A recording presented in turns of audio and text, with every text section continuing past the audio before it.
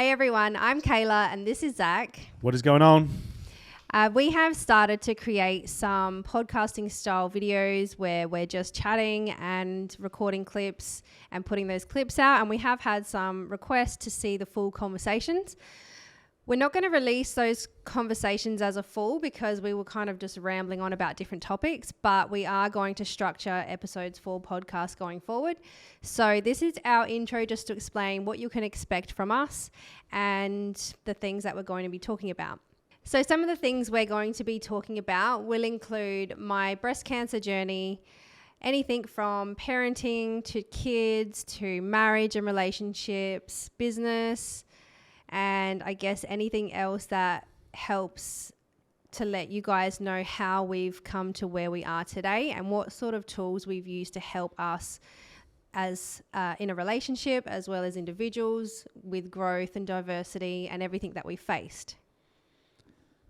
Over the last couple of years, we've faced so many massive challenges in our life, and now we're finally in the position where we've got our stuff together and we can start to show you guys, like Kayla said, some of the stuff that we've used to improve our lives, both business, health, relationships, and everything in between. We know that everyone fights battles that no one really sees or hears of for the most part.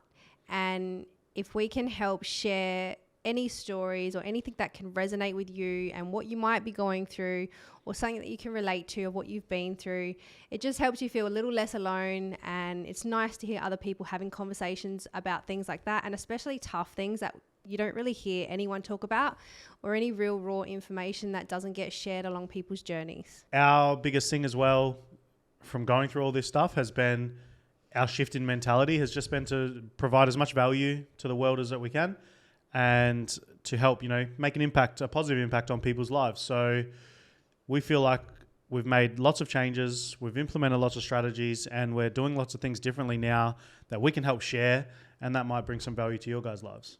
So join us for the Soul Series podcasts, and I hope that you can get some knowledge, information, laughs, or tears listening to our journey. So I think it's only right that we kickstart the Soul Series in one of the most challenging and difficult things that we have ever gone through, and me as an individual has ever gone through, and that is, drum roll, a breast cancer diagnosis.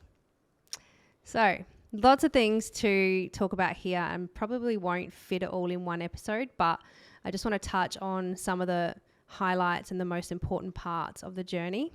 And it all started in April 2021 when I discovered the lump by mistake, kind of accidentally on purpose now that I think of it, but it was found by mistake, and then I couldn't let it slide because it did scare me. And the first thing I said to you, I don't know if you remember, I remember it clear as day, I think it's cancer. And you were like, no, it's not. No, it's not.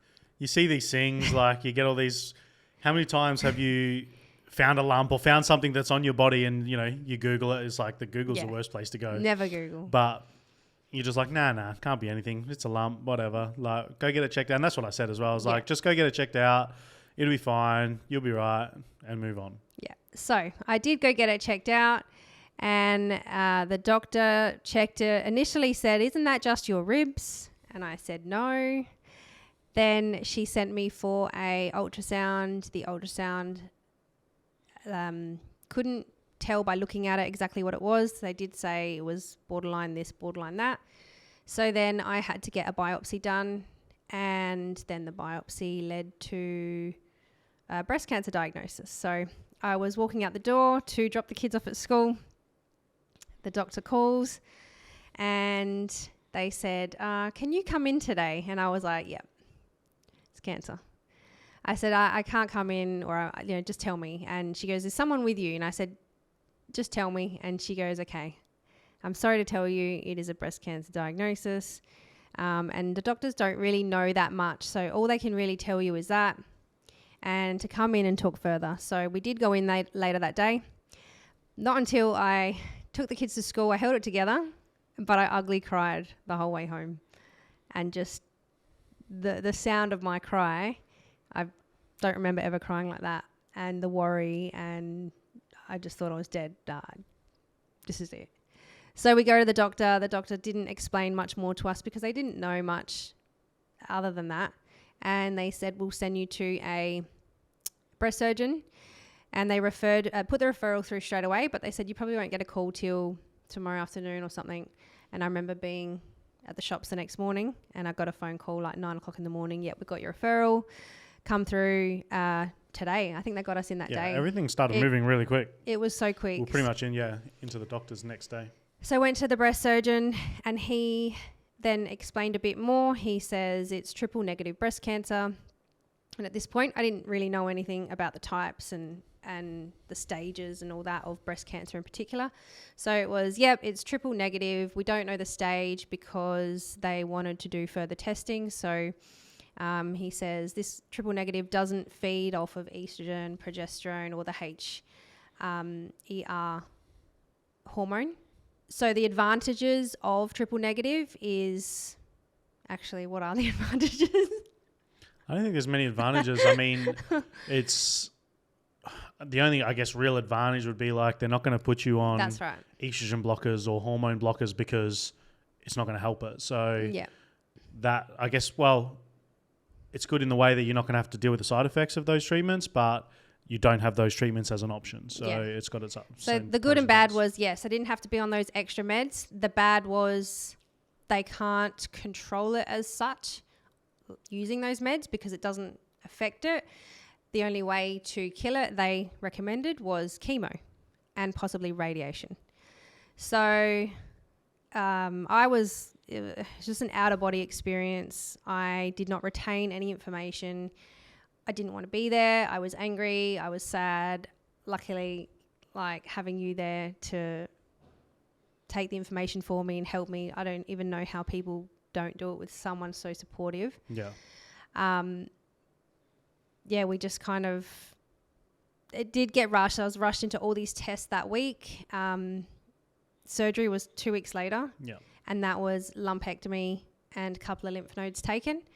Those were then further tested, and that's when they found one lymph node out of the two had a 3 millimeter of cancer cells, 3 millimeter deposit of cancer cells. And they wanted to, also the wedge of tissue they took around the lump had some DCIS cells.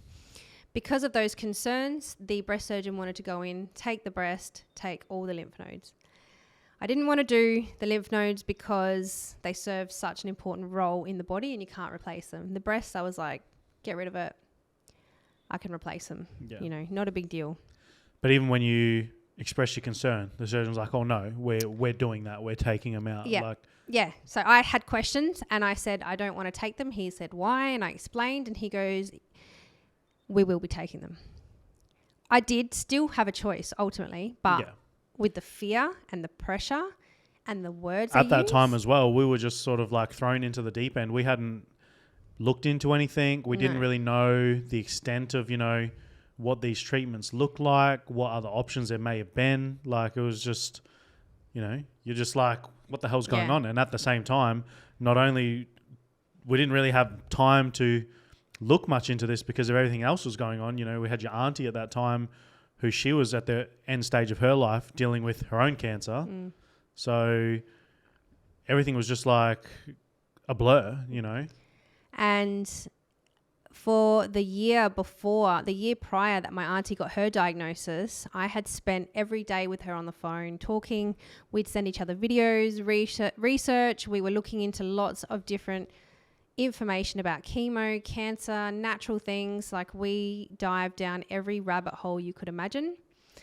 But all cancers are different and everybody reacts different to different medications and natural remedies and whatnot. So even though I had spent so much time researching and reading, I still had no idea what I was going to do. Yeah. And it's just a different thing as well when you're researching, looking into stuff for someone else to when it's your own. It's like, hold on a second, the information just reads differently. Everything it's completely different. When you realize what's at stake for yourself and your family and what the future could be like with or without you or with you here, but not in a healthy state, it's very scary and you just want to do the right thing, but you have no idea what the right thing is to do. And the doctors, they rush and we need to cut it out. We need to blast it with chemo. I got all these pamphlets in the hospital, stacks of them, and I just wanted to burn them. And I remember looking through the chemo one and the radiation one, and it's like, may cause this, may cause that. And, it's telling you all the stats that they've got. And it says, may cause other cancers. And I was like, how is this the only option that they are recommending for us? Yeah. After years and years of us, sometimes it works, sometimes it doesn't. Like I said, cancers are different, bodies are different. And it's the risk you take. And that's the only option that they give you. That's it. That's the only thing they talk to you about. There is no, now we know there are other ways that people try tackle these, symptoms and tackle these sicknesses. But when you go to the doctor and they're giving you their information, it's basically chemo or you're on your own. Yeah. Because as soon as you deny it, as soon as you turn a different way, they don't advocate for you anymore. They're not there to really support you. It's like, well, you weren't a customer, so we'll move on to the next customer. And that's the thing. Even when we were talking to this breast surgeon, it's like there is so much cancer and these doctors are so busy that you are literally just a ticket. You're not a name. You're just another number through the system.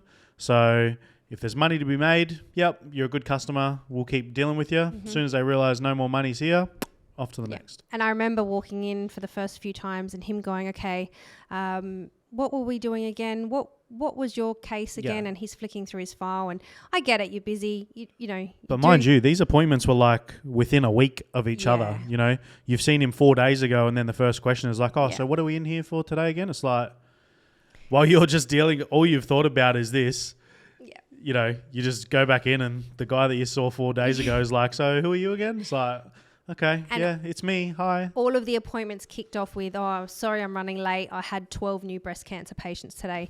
Sorry, I've just been having so many more appointments this week. I don't want to hear that. No. I don't want to hear that. That does not make me feel good. I do not feel good already walking into this appointment. I don't want to be here. I don't like you. One of them it was like an hour and 20 minutes that we waited in the waiting room after our appointment time.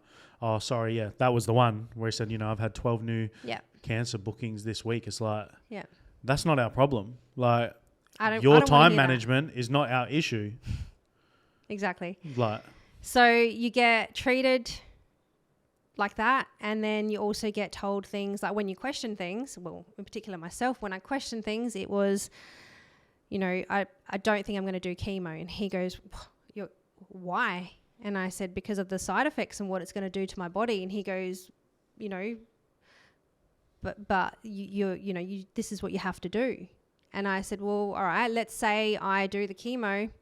I get to age 50, but because my heart is so damaged from the chemo, I have a heart attack and I die.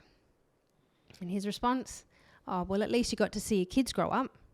Yeah. And the percentages, they type your name, not even your name, you're just a number.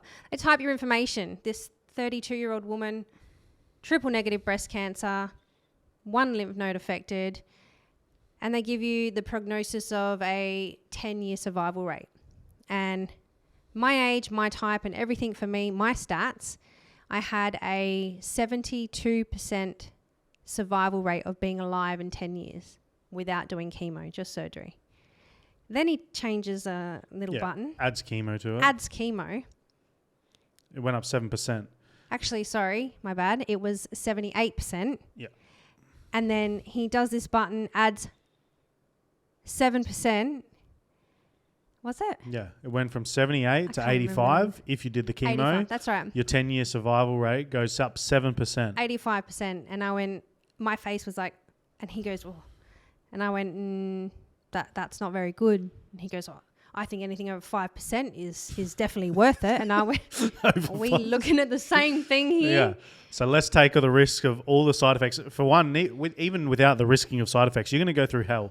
To go through the chemo, especially for triple negative, the chemo course that you'd be treated with is what they call the red devil, which is like the most harsh form of chemo that there is.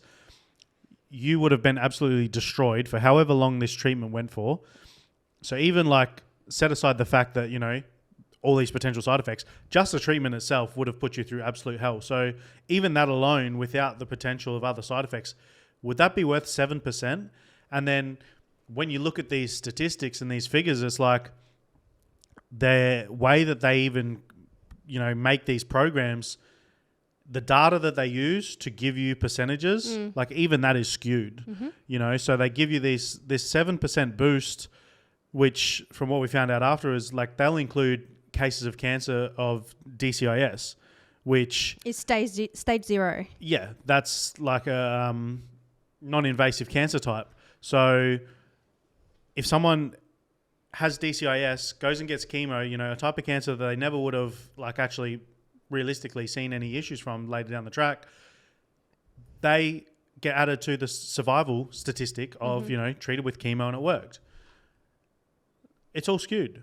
Definitely. And this is the information that they give you. This is all they will tell you. And they use words like aggressive and, that they force you. So he was like, not happy that I declined chemo. But basically from that day, it was, well, I did have one more surgery with him. But from that last surgery, I don't see him again. And I did still go see an oncologist because I wanted to make sure that I was making a fully informed decision, even though I was more on the side of not doing chemo. I went to see an oncologist. There was a male and a female, both telling me the same thing. They did the stat thing again, which was useless. The woman was like, if this was me, I would do it. The male was like, if this was my wife, I would tell her to do it. And once again, this talk does not help. That does not help me make my decision. Would you really, if you were in that position? How do you know? Exactly. You don't know. Until someone's in that position, they do not know. No. And even these doctors, these oncologists, everything is, I don't know how many of them are aware of, alternative methods, or how many of them are aware of the nature of even like the lessons that they learn in their medical school. It's like Big Pharma funds all of the medical journals. So what sort of information do you think is going to be in there? Like, I believe that these doctors have the best intentions in mind when they're, giving you these information and giving you their opinion. But if they're basing their opinion, they're basing their knowledge and information off of their education, which has been influenced by Big Pharma, what sort of credibility does that have? Exactly. There's got to be a question to the credibility of like, what is this information? They're teaching you what Big Pharma is teaching them. Mm-hmm. And that is, what's Big Pharma going to teach them? They're going to tell you to go, fast and meditate and, de-stress and find, because cancer in itself, as we all know, everyone's got cancer cells in their body, they're laying dormant. So something that you're doing has to trigger them to turn them into invasive cancer. Why are we not looking for the root cause of the problem rather than like chemo as, trying to band-aid it, trying to eliminate it? Why don't we try to find out what's caused it? What are you doing in your life that's caused it? Is it the food that you eat? Is it the chemicals that you put on your body? Is it the stress levels? Like there's so many different, ways that cancer can come about. You really need to just reverse engineer it and make those changes in your life, regardless if you do chemo or not. Like if you're going to just do your chemo and then come back and do the same stuff that you're doing before, there's a good chance that the cancer is going to come back anyway. And then if it does, if you've gone down the road of chemo, your body's going to be shot, your immune system's going to be gone, and you're not going to be in the position to fight it off. And that's where, things take a turn for the worse. Yeah. And then what got me as well was that day at the oncologist meeting, because I had had the 2 surgeries and some time had passed, and then the day that I was at the oncologist, they said to me, you have 8 weeks from your first surgery to start chemo. And if it's any later than that, the effectiveness goes down. The chemo is not as effective. Yeah. How? Tell me how. Make that make sense. Yeah. It's poison. What stage does it matter when you take it? It's going to poison my entire body. That's so right. You're telling me it's and not as effective cancer a week later than my 8-week mark. This cancer that's been growing inside your body, because even when we seen the surgeon, he said, look, at this size, because it was like a 13 millimeter lump, he goes, it's probably been like 18 months to 2 years in the making to get to this size before it's become a noticeable lump for you. So you're telling me that over 18 months that this cancer's been growing, and you found it early, like a 13 millimeter lump is a small lump. I think it was actually 2.5 centimeter. Okay, whatever it was. So your lump was early, it was small, Yeah. and it was found early. Some people don't find these lumps until that's, Yeah. a Massive. 15 centimeter lump, and it's been probably growing inside of their body for the last 6-7 years. So now you're putting a timeline of like, if you don't do chemo within 8 weeks of finding it, it's less effective. So what happens if you had found that cancer, your lump, for example, if you found that 2 months later, does chemo become less effective? Or is it, when does that two months start from? When does that 8 weeks begin? They only tell you what they know, which is, like you said, what they're taught. But that is all funded by Big Pharma. It is all funded, and cancer is a $1 trillion industry. So they're a business, and they're not making people better. Exactly. They'd have to be the worst business people of all time to sell you the solution. The only option. The solution where they make nothing. Yeah. So declined chemo. Oncologist says, well, this is it from us. So I am now basically, no one is caring for me, as in doctors, oncologists, breast surgeons. Have you ever had even a follow-up phone call from anyone? No. I am on my own. I now have to advocate for myself. I have to do my own checkups, my own testing, and I'm the only one who can save myself here, which is why I go 100% with everything I've done, all the changes I've made, and the exercise, the fitness, the wellness, the choices that we make going forward now when it comes to our family and our life. I have to think always of that diagnosis and the future and my own health to be here, to make sure I'm here for all that. So the things that I've done now are vitamin C infusions. I was always consistently in the gym anyway, but I make sure that I still show up. I changed my lifestyle, including my diet, so I don't eat really much refined sugars. I did lower the carb intake. I eat a lot of fruits, a lot of salads, and we just cut a lot of stress, and we changed the way we lived, and we don't worry about any of the small stuff anymore, and we do a lot of things off the fly, like spontaneous. And we do it big. Yeah. So I think overall it's actually had a positive impact for all of us, and I hope going forward that it teaches our girls a lot about like the resilience and just being more happy and not stressing about a lot of things going forward, so that they can grow up and face adversity with like kids lead by example. Now they know, because they are old enough, that they know the situation, they know what we've been through, they know, they've seen how we've handled it. We haven't let this thing take us down. They can use that, even if it's lessons that they learn. This is subconscious lessons that they're learning all the time as to, this is how we deal with adversity. We don't just roll over. We don't just give up. We fight through. Yeah. One of the other things that going through that, obviously everyone was focused on me. How are you? What do you need? What can I do for you? But one thing I want to know is, how did you cope with it all? And how did you keep your head up for yourself, having to deal with that? For me, I think I guess I've faced a lot of adversity in my life, even from a kid. Like, I grew up in a single mother household, single parent, 3 kids, I had a sister who was in a wheelchair. So we've always, had to just keep pushing through. And that's from my mum. Like, I've watched my mum, the way that she's handled herself and gone through these, tough challenges in life. Like, my sister passed away when she was 12 years old. So I had to watch my mum lose a child. I had to go through losing a sister. And those lessons that you learn, I guess, build you into a position where when these sorts of things come up, you can sort of keep your head, keep cool. And I just understood as well that, you need strength in your life right now. Our girls need strength in their life right now. So if I fall apart, if I let this bring us, what's going to happen in the house? Everyone's going to be dragged down. So someone has to be there to stay strong. Obviously, you were staying strong as much as you could. You had your moments, but you were obviously, you were dealing with the mental battle of this is me. So you had it so much worse, and you were in the position where this was flooding your thoughts. It's like, my job was to just be strong, because strength is going to pull you through it. Don't. I just think of me at that time of diagnosis, and I look at the girl, the woman that I was then, and I just want to hug her because I can see how I am now. And I think of the state of my mind, even though I held strong, the battle that was going on inside my head and how sad it was.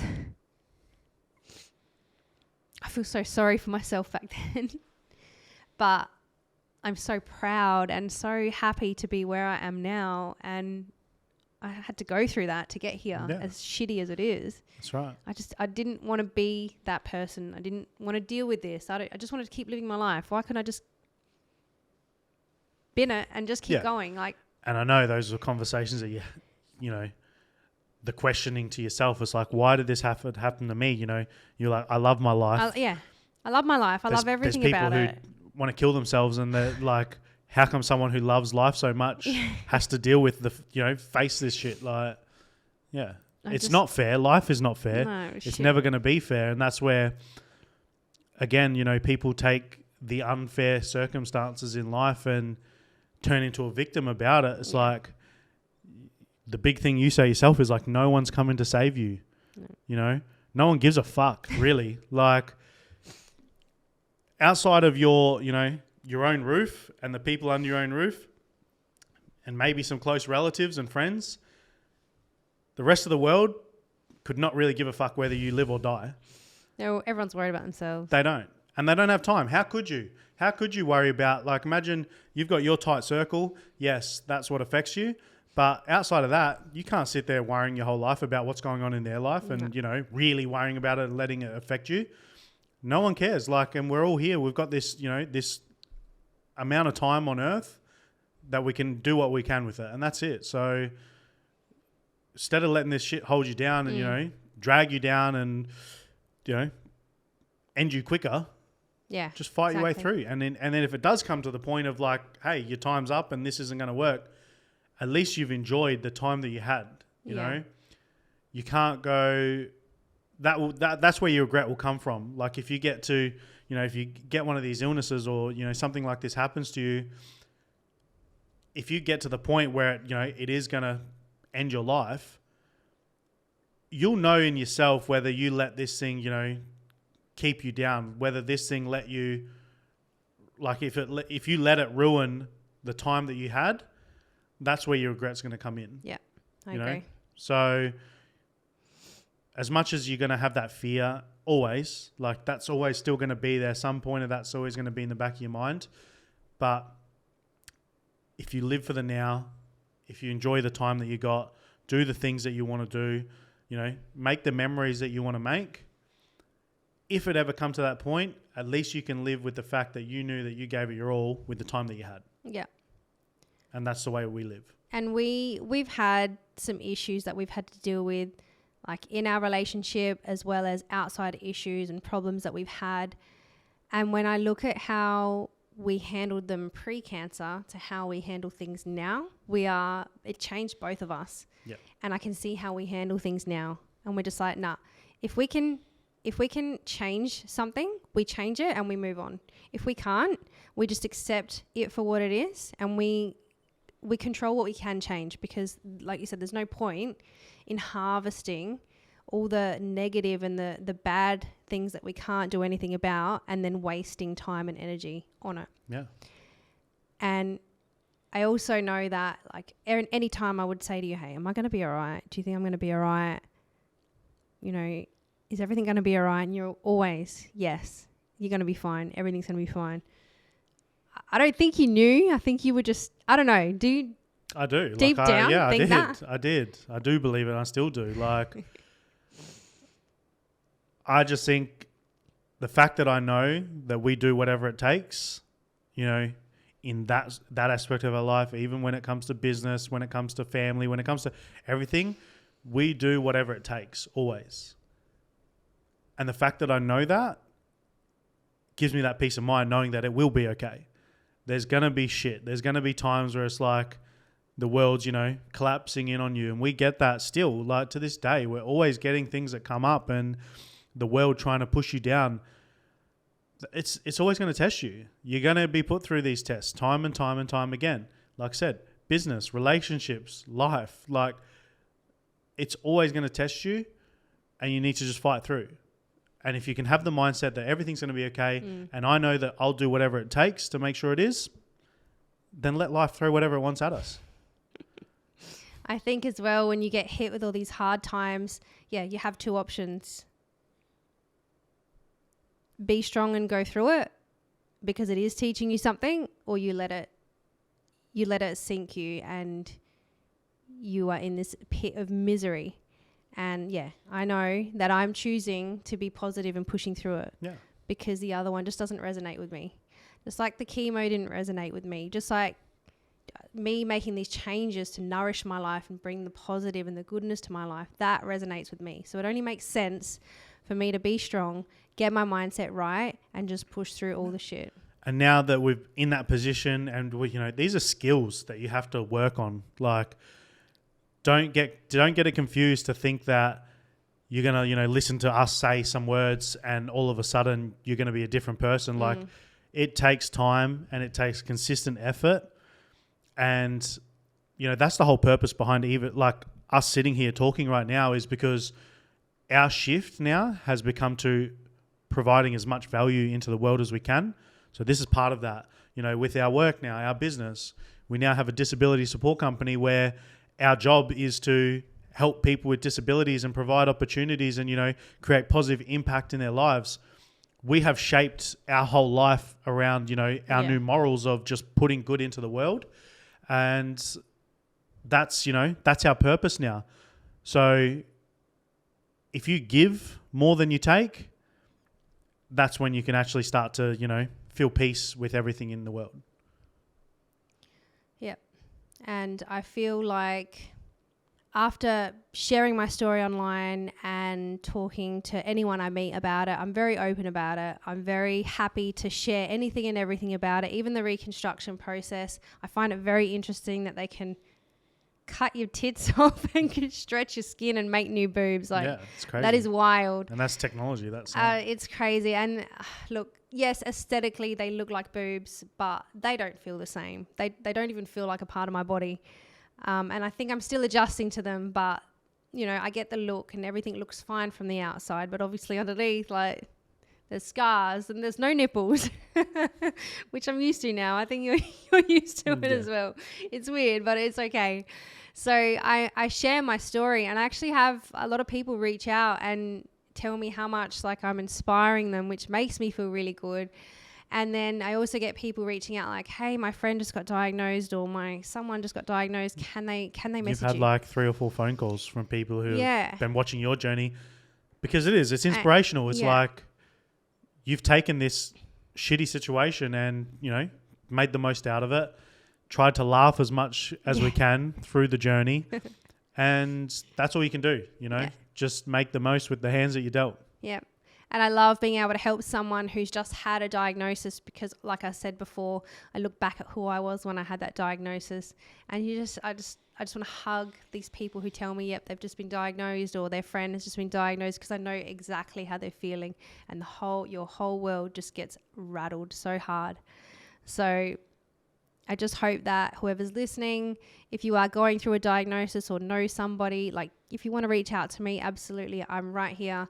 But you just have to deal with what you got, the information you've got, and make your choices that are right for you, because there's no right or wrong. It's what's right for you and what you can live with when you make that decision. So I chose nourishing my body because poisoning it did not resonate with me. And that I'm okay with that. Whatever happens, I'm okay with that. And I know there's still a lot of natural things out there that I haven't even tried. So I've still got a lot of options, but the water fasting is the biggest one for me, just because of the autophagy that it creates and how you can cleanse and heal your body. It's so powerful. And I only do 7-day fasts. People do 21, 40 days, and they've gotten rid of pretty big tumors as well. So I know I have lots of options behind me that are hard, no doubt. Like chemo is hard, fasting is hard. There's a lot of hard choices. You pick your hard. That's right. So, and like I said, I think you touched on it well when you said you chose what's right for you, and you can live with that, because that's what it comes down to. You can take advice from anyone. You can find the information that's going to show you what you believe is right if you look hard enough, especially on the internet. No matter what you put into Google, you're going to find the one who shows you that it works. So what you need to do is weigh up your options, get as much information as you can. If you're faced with a situation like this, get as much info as you can. Take 5 minutes to breathe. Take 5 minutes to actually think about it, because you don't have to rush into a decision, and then make the choice that you know that you're going to be able to live with. Because if things go bad, which can happen either way, being happy with your decision at the time is what's going to make you, be okay with whatever happens. My friend Steph calls me an outlier. And when you look at the meaning and you understand what it's all about, it's a person who does things different from that particular group or anyone else is doing. And I never heard of the word until she called me. You actually thought it was outlier. I said outlier. I'm like, what the heck is outlier? So yeah, I fully embrace that and I fully take that on board, and I'm proud because I had to make these decisions for myself.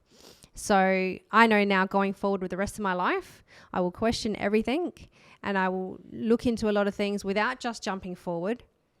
Just like, I'm not going to get into it now, vaccines and government issued things that everyone jumps forward to because the government says so. And it's like, we need to think of what's right for us. Just because someone says something and that you need to do it, it's not going to work for everybody. So I'm proud that I now have the ability to stand up for what I want to do for myself, make the decisions for myself and my family, and know that I will do it whether or not it's against the grain and someone says I should. Yeah. Gather your information, form your own opinion. It's called critical thinking. Yeah. It used to be a good thing. Like if you were a critical thinker, that was a positive thing. Now you're called a conspiracy theorist. If you try to find any information about, what's against the narrative, they label you as a conspiracy theorist. It's like, I feel like now when people get labeled a conspiracy theorist, they're probably closer to the truth than they are further away from it. And, there's always going to be the tinfoil hat wearing crazy people that there are true conspiracy theorists. But if you're like trying to, do a bit of research about potential side effects of a medical treatment that you're looking into, that is not a conspiracy theorist. You should not be punished for asking questions. No, you should not be shamed when it comes to that sort of stuff, to want to form your own opinion, to work out what you feel is the best choice for yourself or your family. That should be embraced. Yeah. I think if you're asking for yourself and you're wanting to know to make the choices for yourself, that's okay. I don't like when people try and push what they believe in on other people, like vegans and religions and stuff like that. Don't come preaching. Don't force it on me. No. If I ask you and you want to talk to me about it, yes, but I don't need to hear it if it's not warranted. Yeah. And that's, it goes, like you said, goes both ways. For the people who are, just use the vaccines again, for example, you've got your anti-vaxxers and then you've got your pro-vaxxers, whatever they call it. I don't even know, what is it? What's the opposite of anti-vaxxer? Pro-vaxxer? Like, I've never heard that. But anyway, the pro-vaxxers are always going to be pushing to say, like, the anti-vaxxers are crazy, they're conspiracy theorists, they're this and that. Same goes. Like, I don't care. I do not care what people want to do with their life. I don't care what your opinion is, what your choice is. Get your information, make your decision, and if you're happy with it, that's fine. Like I said, do not push your opinion on me. Do not push your decision on me. I'm not going to do it to you. Like I'll never, and I still haven't ever tried to convince someone otherwise into, what's the better option. It's like, I will relay information that I've found. And if people want to question it and want to look into it themselves, they can go, by all means, go ahead and do that. But I'll never sit there and tell someone what they should do or what they shouldn't do. Provide information, let people be aware that there is potential options. Yeah. There is potential other sources of information that you can look into and make your decision based off that. Even when I was tossing up between the, chemo, no chemo, I don't know if I said, what would you do? But I just remember you saying, I can't tell you what to do. Your choice is up to you, whatever you feel comfortable with. Like, I just wanted someone to tell me what to do. Yeah.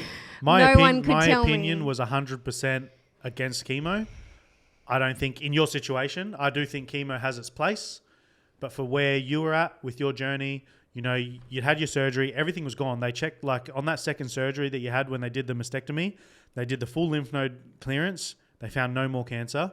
They did the full mastectomy. There was no more cancer cells in that tissue. So my opinion at that stage was, look, your cancer should be pretty well gone. I don't think chemo's worth it at this point. But I'd never even said that to you.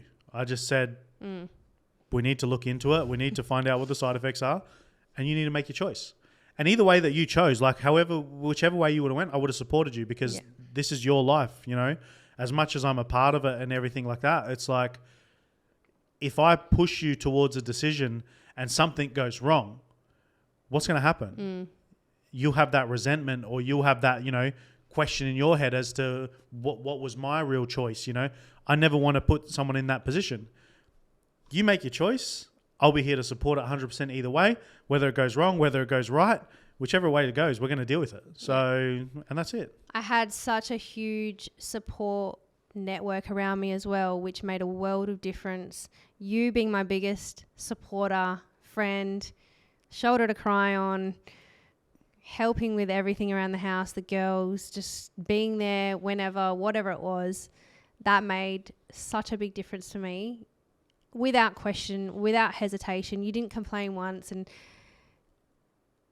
even like I had my parents were a massive support, especially my mum. So, and I had a lot of really, really good friends around me. And I think having good, positive people around you in any situation changes how you go through something and your outcome massively. So I guess my advice for anyone going through any sort of adversity, you do need a good support group around you. And if they're bringing you down or giving you, you know, stupid advice that you can't take it, you can't listen, you need to find a new group. Yeah. It's so important. And it can be tough as well because a lot of the time people who, you know, it's the closest people to them who are, you know, putting them in this position and making their decisions harder and casting doubt, you know, into themselves. It's tough, but there are other options. There are other forms of support. Like Kayla said, you know, send us a message if you're going through something, or if you know someone going through something and you want an opinion, or you just, you know, want to ask anything, just send a message. And that's the same. Even goes like with our content. We want to create, you know, this platform and build around this brand of providing as much value as possible. So if there's something that you want to know about us, you know, if there's questions that you have or anything like that, like we want to, you know, create our content based around what people want to know. Yeah. So our messages are open, comments are open.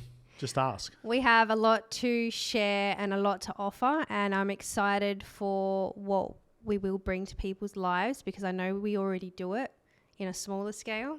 But having a podcast and another outlet to put more good out there, I think is going to provide a lot of value. And we're going to open up, as time goes by, we're going to open up question boxes, so topics that we can get onto in the podcast as well. We do have a schedule planned, but we'd like to get your input and really help you guys with what you're going through as well. Yeah. That's it. And so I'm also in the middle of building up another podcast with another friend of ours that's going to be focused more on the business. I say the business and the lifestyle side of things. So part of my journey has been, you know, I started working full-time at 15. I've had my own business since I was 18. So for the last 12 years, I've gone through so many different business ideas. I've opened so many different businesses, done so many different things, a lot of fails, a lot of successes. I think the biggest thing, you know, and you read about it, you hear about it, it's like, oh, when you can succeed is when you learn how to fail without becoming a failure. How many times have things not worked out, you know, and you've just like, I've just had to push through, keep moving. But again, it's like every failed venture is just one step closer to the, you know, something that's going to work. So it doesn't bother me for that. But I'll also be posting some content, you know, on my social platforms, displaying about, you know, some of the financial stuff and all that sort of thing a bit more. So if there's anyone who's, you know, watching this and would be interested to hear some more about, you know, the business sort of stuff, or you have any more business related questions, like leave those below as well. Because I'm in the position to help with that sort of stuff. And with the topics that we're going to be touching on and all the different variations of information that we're going to be putting out, if you think you can provide something on our podcast, we'd love to have some more guests on, because everybody, like I said, everyone's going through something, and everyone's got a story to tell. And I think that's what makes us so interesting. And I love having good conversations and sharing really good, helpful information with people. So if you think you can provide a good conversation to us on here, then reach out. We'd love to have you on. We've got the setup, we've got the place to do it, and we've got the platform. So like Kayla said, if you've got a cool story, send us a message, because we want guests, and we want to diversify and provide more information and different opinions as to what we have of our own. And we have a lot more to share. So we don't want to make the episodes too long. So we're going to try to fit as much as we can in. But stick around, because we've got some crazy stuff. We're going to keep the episodes less than an hour. I think any more than that, especially to start with, can be a bit tough to sort of go through. So I think we're going to wrap this one up now. Yeah. This is our guest little pilot episode, our little test episode. And it's cute. Obviously, I think the biggest thing that people want to hear about right now is that, that cancer journey, because it was such a massive part of our life the last few years. So we did need to touch on that. I'm sure there's going to be more that we need to touch on that in the future. Yeah, I think so. It's important.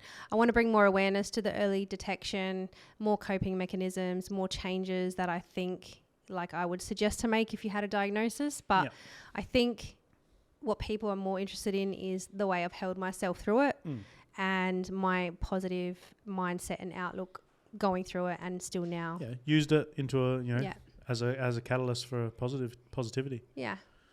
All right. Thank you guys for listening and watching. Guys. See you next time. We'll see you on the next one.